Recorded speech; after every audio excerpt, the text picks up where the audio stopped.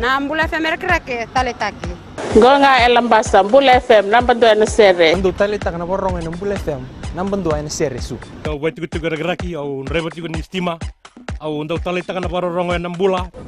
Tole bina Fiji Mbula FM nambando esinga toka. Mbula bina era roga Mbula FM nambando atikonga.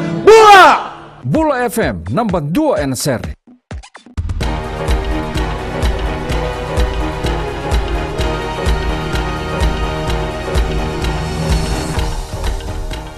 Ni sambula sai koyongo na Vakaleleka ni nonda i tukutuku.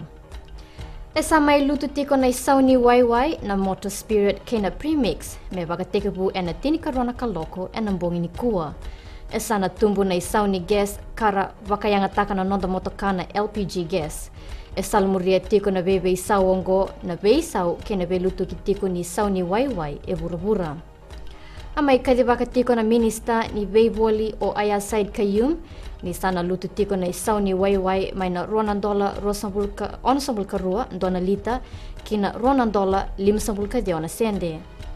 Na premix esa lutu e na $1 limsambulka lima kina $1 limsambulka dona sende dona lita.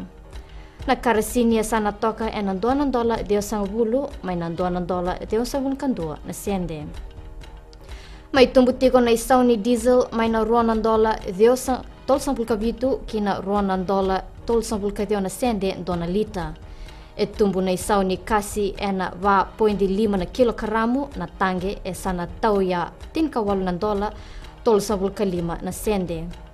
E na toka e na $8 deosambulka rua na sende na isau ni $10 na kilokaramu na silinda ka tumbu na isau ni kasi na auto gas kina $2 tolsampulka ono mai na $2 tinika vitu na sende.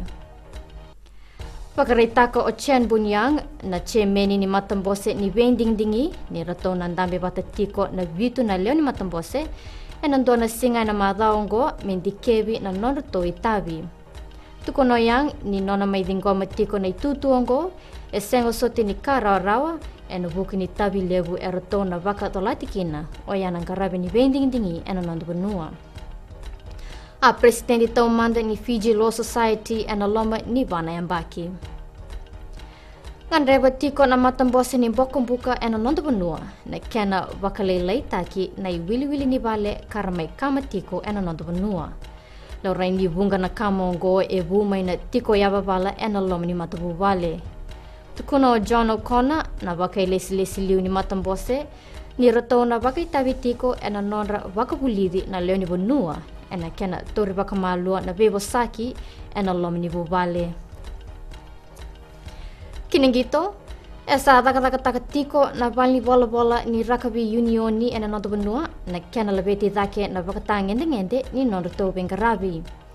Ongo e salamuria tiko nga na nona mai tangu tubutu vakawawa na IRB na veibuke vakailabo e na nondo benua.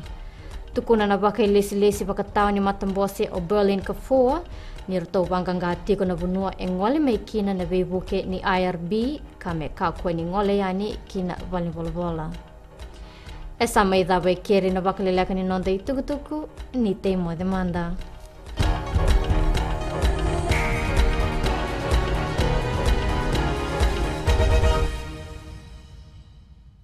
E tale taki na Radio Fiji One na mwirani nonda bonua. Andu tale taka na borong na Radio Fiji One singa toka mbole ni station ni alumatua.